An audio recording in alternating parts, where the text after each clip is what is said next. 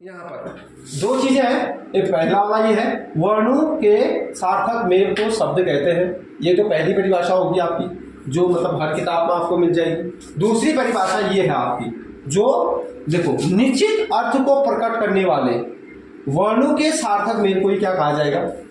शब्द कहे जाएंगे। जैसे आपने एक लिखा, यहाँ पर एक शब्द लिखा तुमने, रोटी।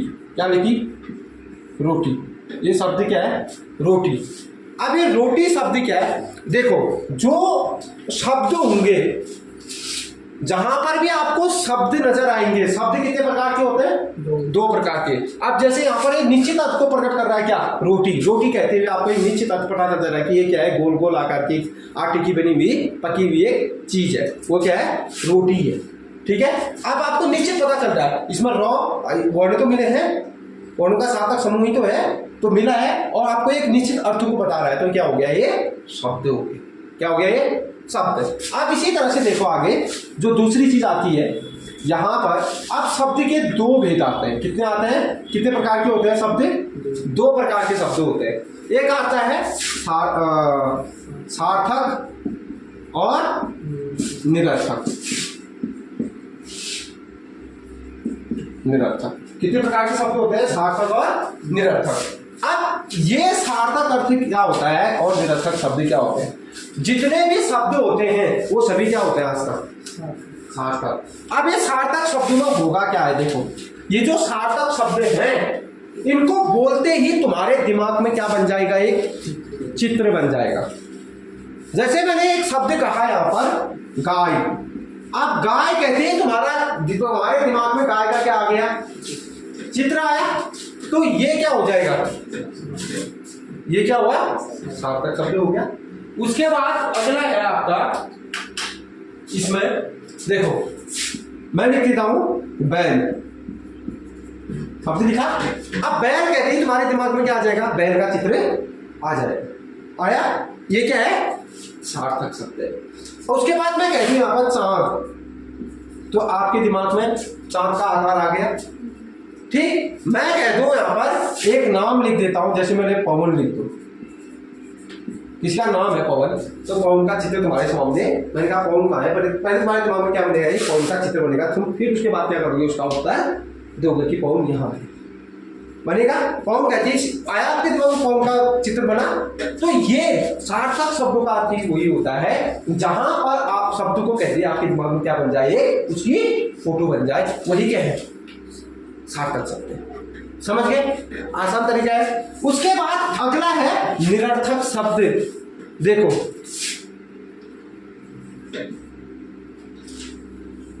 ये क्या है? कोटी।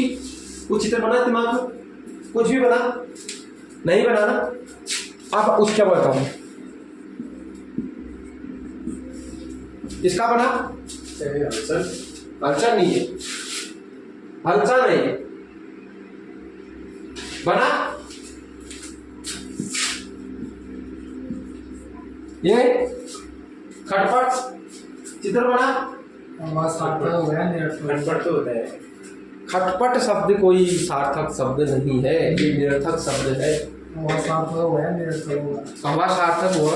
हवा कहती है तुम्हें, हो रहा है ना, आवाज तो होता है। आवाज, हवा कहती है तुम्हें, आवाज तो होगा कि चल रही है। आपको हवा कहती है एक चीज का बोध तो हो रहा है ना, जो मतलब आपको क्या देगा? ठंडक देगा। क्या ये जो हवा है, क्या हवा कहती है आपके दिमाग में ये जरूर आएगा कि क्या गर्म हवा आएगी या ठंडी? खटपट अलग नहीं है, ये सार्थक शब्दों में नहीं आता, निरर्थक शब्दों में आता है। खटपट कोई शब्द नहीं है। ठीक है। उसके बाद आपका एक और शब्द आता है। अब जितने भी शब्द है, आप एक चीज और देखो, जो निरर्थक शब्द होते हैं ना, ये कभी कभी क्या करते हैं? सार्थक शब्द भी बन जाते हैं। कब बनते हैं? सार्थक शब्दों में कब परिवर्तन होते हैं निरर्थक शब्द? क्या होता है?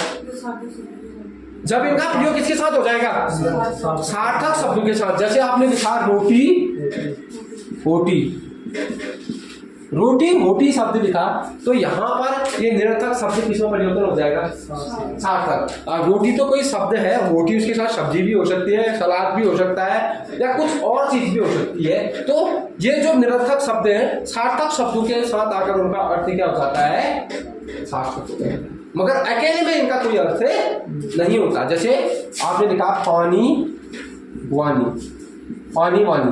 अब पानी का अर्थ तो ठीक है, आपको पानी का अर्थ है, मगर वानी क्या है? ये निरर्थक शब्द है। ठीक हो गया? आपने लिखा कोई और शब्द?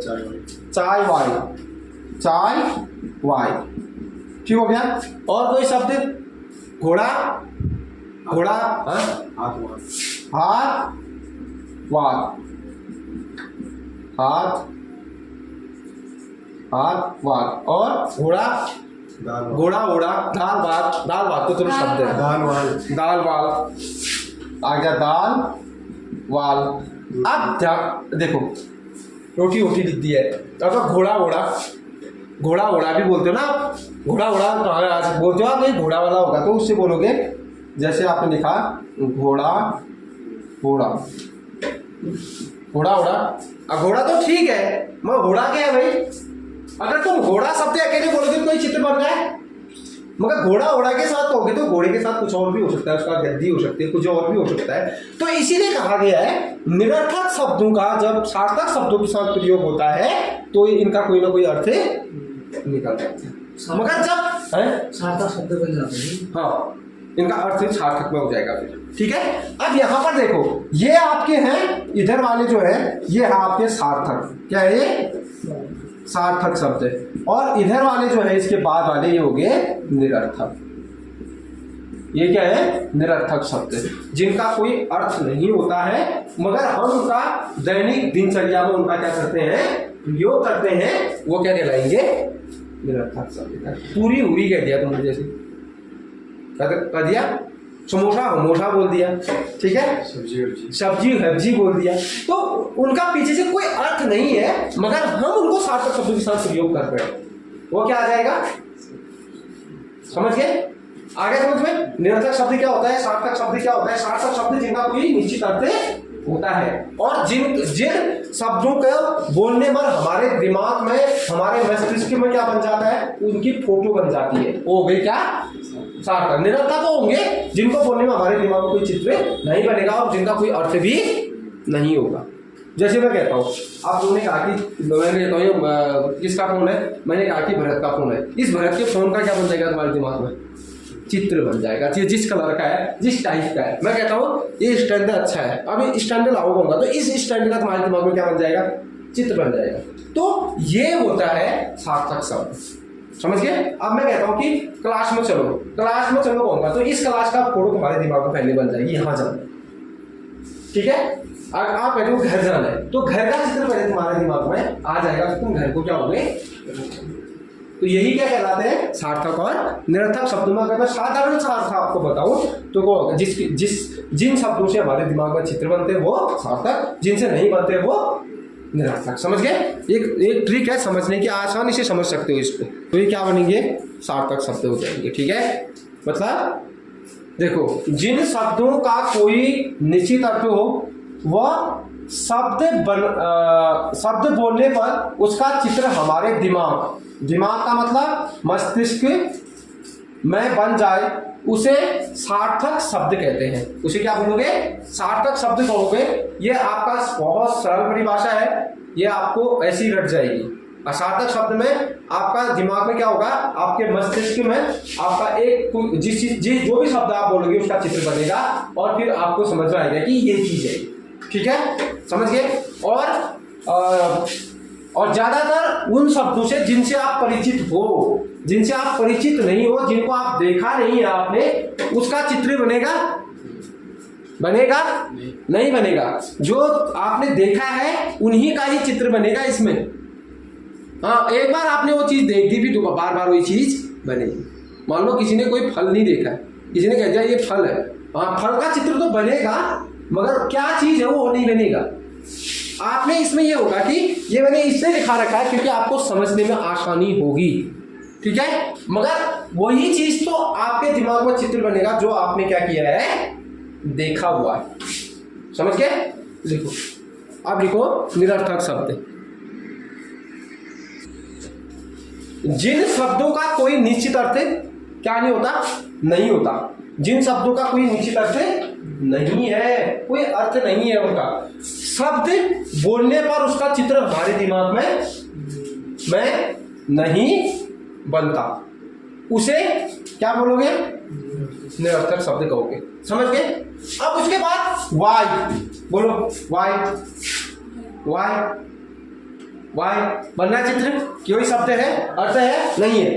बना बना नहीं बना, घोड़ा बना नहीं बना, हब्जी सब्जी, हब्जी कह रहा हूं, हब्जी नहीं बनाना।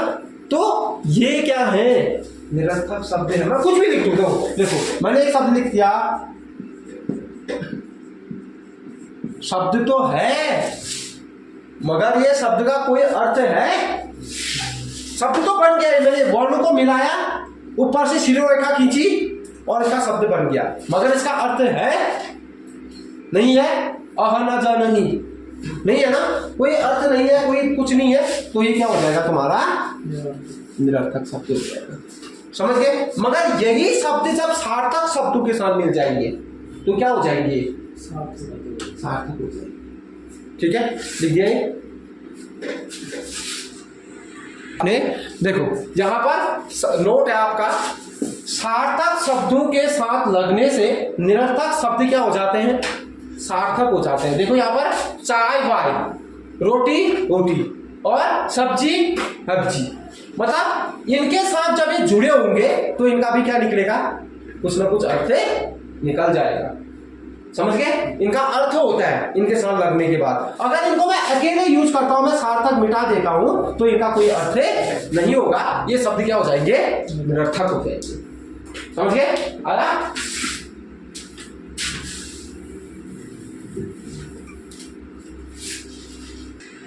देखो पहला भेद क्या आता है, शब्दों के जो भेद है, उत्पत्ति मतलब इन शब्दों की कहीं ना कहीं से क्या हुई है, उत्पन्न हुए हैं, और ये कहां से उत्पन्न हुए हैं, उसके बाद स्रोत, इन शब्दों का कोई ना कोई क्या रहा होगा, स्रोत रहा होगा। जैसे पानी का कोई स्रोत होता है ना, आप कहते हो पानी का स्रोत यहाँ से है, ठीक है, ये स्रोत जहां से आए हुए हैं, हो गया। उसके बाद आ गया जन्म, इन शब्दों का कहीं ना कहीं से क्या हुआ है, जन्म हुआ है। विकास, जहां से इन शब्दों का कहीं ना कहीं से क्या हुआ है, विकास। और ये शब्द किसी से संबंधित है, इतिहास से संबंधित है, इसलिए इनको इतना नाम दिया गया इन शब्दों को। ठीक हो गया? उसके बाद आपका रचना या बनावट, आप कुछ किसी शब्दों को आप क्या करते हो, बनाते हो। जैसे आपने कोई शब्दों को क्या की, उनको बनाया आपने, भैया बनावट है, उनके बनावट ही ऐसी है या उनकी रचना ही ऐसी की गई है, उस आधार पर शब्दों को भी क्या किया गया है, बांटा गया है। समझ गए? उसके बाद आता है अर्थ एवं काव्य के आधार पर, जिन शब्दों का प्रयोग काव्य में ज्यादा किया जाता है या उनका अर्थ लिया जाता है, उन शब्दों का क्या लिया जाता है, अर्थ। उन शब्दों का तो अर्थ लोगे, शब्द को नहीं लोगे, उसका क्या लोगे, अर्थ। और इन जो ये शब्द होते हैं, इनका प्रयोग ज्यादातर कहां पर होता है, काव्य में होता है, इसलिए इनको काव्य शास्त्र के आधार पर भी कहा गया है। समझ गए? और उसके बाद आता है नीचे प्रयोग या विकार के आधार पर। अब जैसे आप प्रयोग कर रहे हो इनको या विकार कर रहे हो, जैसे परिवर्तन के आधार पर, कुछ शब्द ऐसे होते हैं जो परिवर्तन हो जाते हैं, कुछ शब्द ऐसे होते हैं जो परिवर्तन नहीं होते हैं। तो प्रयोग या बनावट के आधार पर ये, इसलिए शब्द को कितने भागों में बांटा गया है, कितने भेद है इसके, 4 भेद है। आपको किताबें कुछ और भी देंगी, मगर जो मुख्य रूप से भेद कितनी है, 4 ही भेद है इसके। ठीक है? अब पहला भेद जो आता है आप इसका, अगर आपसे उत्पत्ति, स्रोत या जन्म के आधार पर बोलेगा तो पहला आता है तत्सम, फिर आता है तद्भव, फिर आता है देशज, कौन सा आएगा, देशज, देशी या देशज, देशज। उसके बाद विदेशी और उसके बाद संकर शब्द। आ गया समझ में? देशज होगा यार, देशज होगा, ठीक है, देशज होगा। समझ गए? तो कितने भागों में बांटा गया है, देखो तत्सम शब्द, तद्भव शब्द, देशज शब्द, विदेशी शब्द और संकर शब्द। ये संकर शब्दों को इसमें नहीं दिया जाता, मतलब इसको अलग से पढ़ाया जाता है, मैंने इसी के साथ पढ़ाया जाता है, इसलिए मैंने इसको इसी के साथ क्या कर दिया है, कॉल कर दिया है।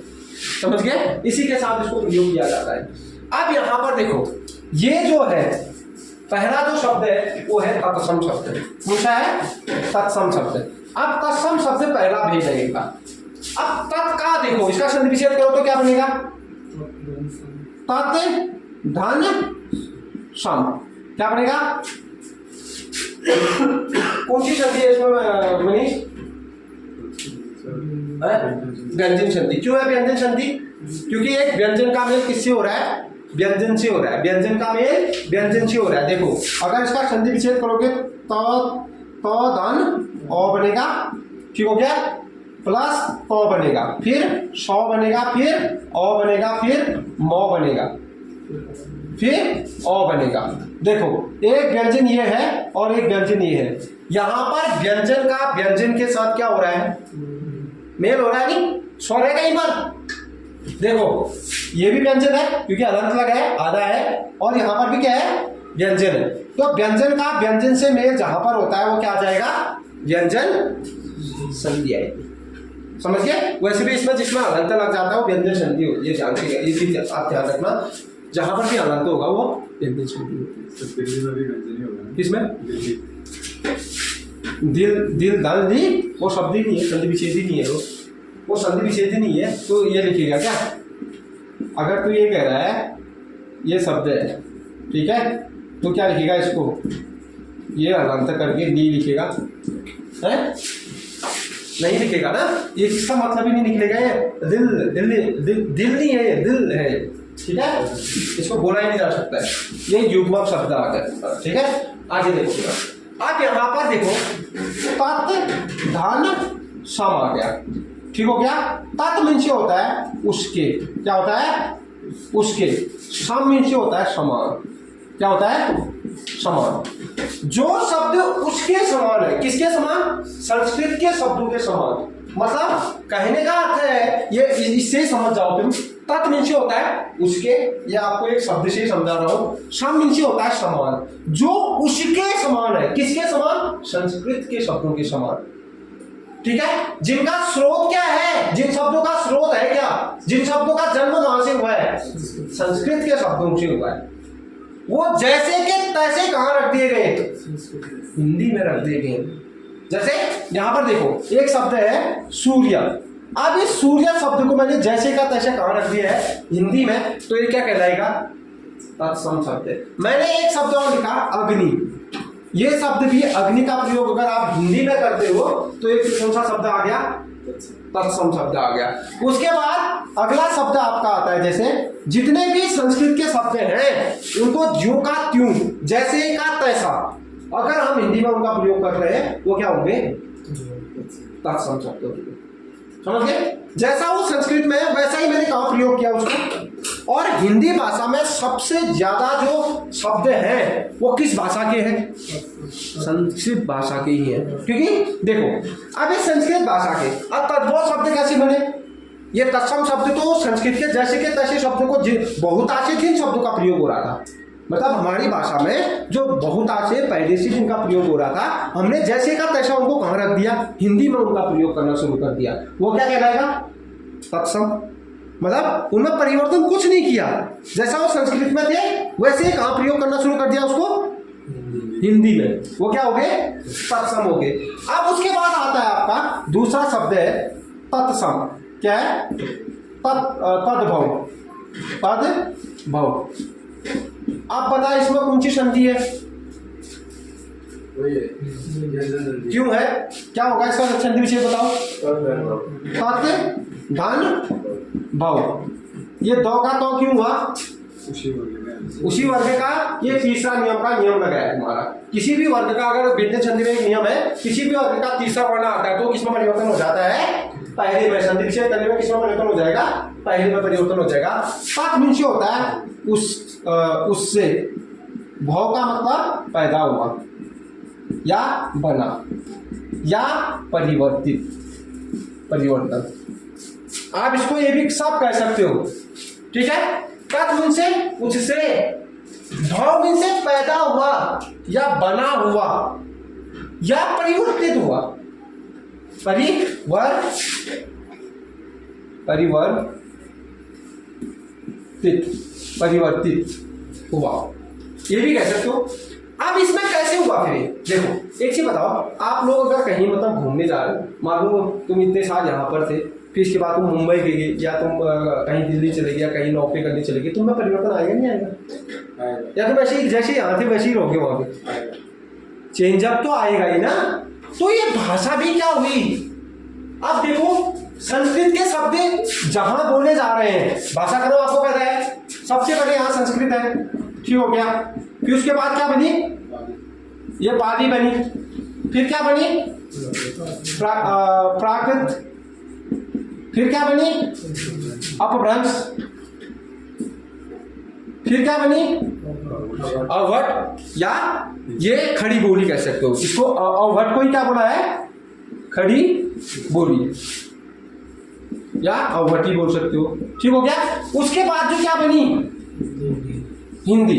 अब ये शब्द जो यहां पर है, जो शब्द है संस्कृत के शब्द, यहां से यहां पहुंचे, फिर यहां पहुंचे, फिर यहां पहुंचे, फिर यहां पहुंच के फिर कहां जा रहे हैं? हिंदी में। कुछ तो चेंजअप आएगा इसमें, आएगा नहीं आएगा?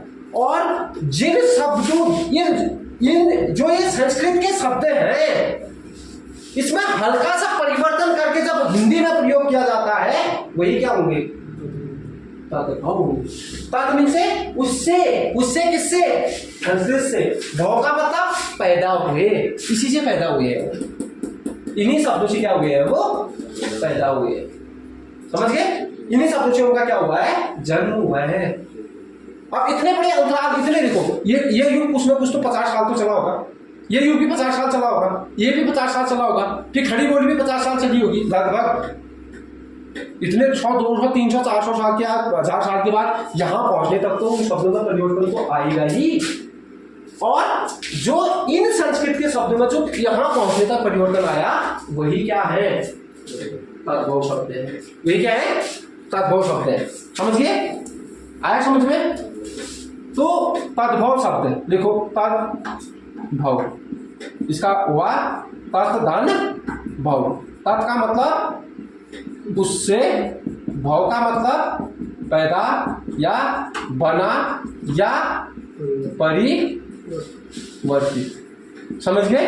जो मतलब संस्कृत के शब्दों से ही मैं हल्का सा उनमें क्या कर दिया, जो संस्कृत के शब्दों से ही पैदा हुए हैं, उसमें हल्का सा क्या कर दिया गया है? परिवर्तन कर दिया गया है, उनमें हल्का सा परिवर्तन आ गया है, वही क्या है? तद्भव शब्द है। वही क्या होंगे? तद्भव शब्द है। समझ गए? उसके बाद अगला जो आता है आपका, चलो इन दोनों को लिख लो, फिर थोड़ा इनको लिख लो, यहीं पर देखो, तत्सम। तत्सम देखो,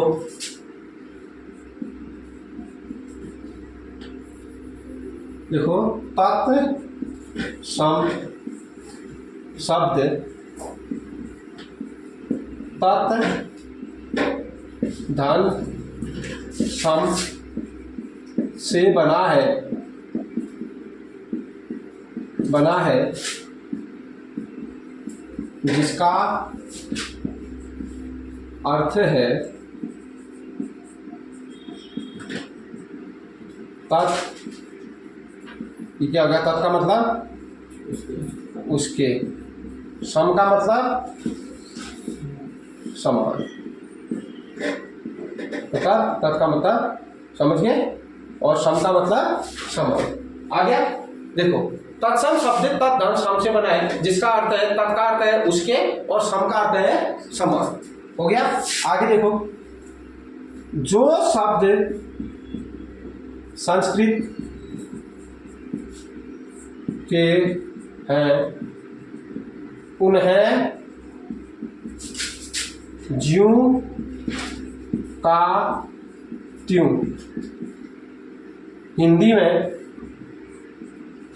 ज्यों का त्यों या हिंदी, या ज्यों का त्यों, या क्या कहोगे? जैसे का तैसा हिंदी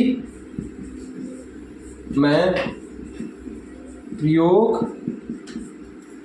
हुआ है, उन्हें क्या बोलोगे? तत्सम शब्द कहते हैं, उन्हें तत्सम शब्द कहते हैं। आगे समझ में आया? देखो, तत्सम शब्द तद्धन शब्द से बना है, जिसका अर्थ है तत्, उसके, सम का मतलब है समान, जो संस्कृत के हैं, जो शब्द किसके हैं? संस्कृत के हैं। उन्हें ज्यों का त्यों क्या कर दिया है? ज्यों का त्यों या जैसे का तैसा हिंदी में प्रयोग हुआ है, उन्हें क्या बोलोगे?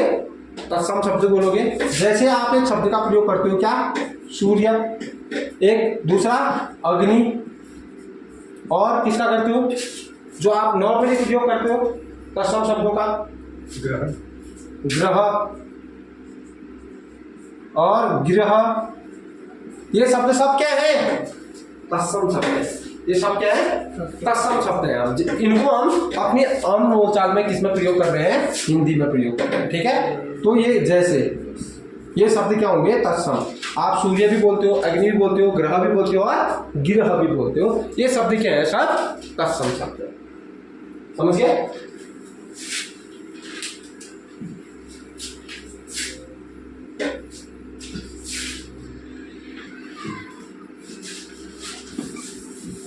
देखो, वह शब्द जो क्या है? तद्भव, तद्धन भाव से बने, जिनका तत् का अर्थ क्या है? उससे, भाव का अर्थ है पैदा हुआ।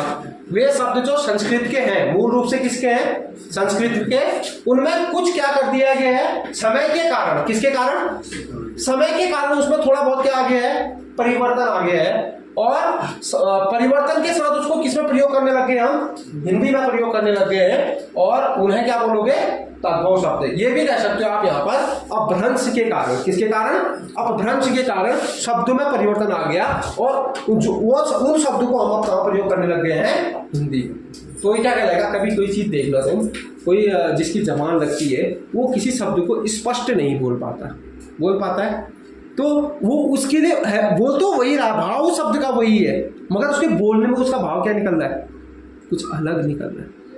तो वो उसी तरह का वो धीरे धीरे करके कुछ, किसी ने मान लो किसी शब्द को उसने वही बोल दिया, वो धीरे धीरे प्रचलन में वही शब्द आ गया, भाव वही था मगर वो धीरे धीरे प्रचलन में वही शब्द आ गया, तो वो क्या कहलाएगा? तत्व है। तो मूल जन्म कहाँ से है उसका? वही है, मगर उसमें तो समय के कारण थोड़ा सा क्या आ गया? परिवर्तन आ गया, तो क्या हो गया? तद्भव हो गया। ठीक है।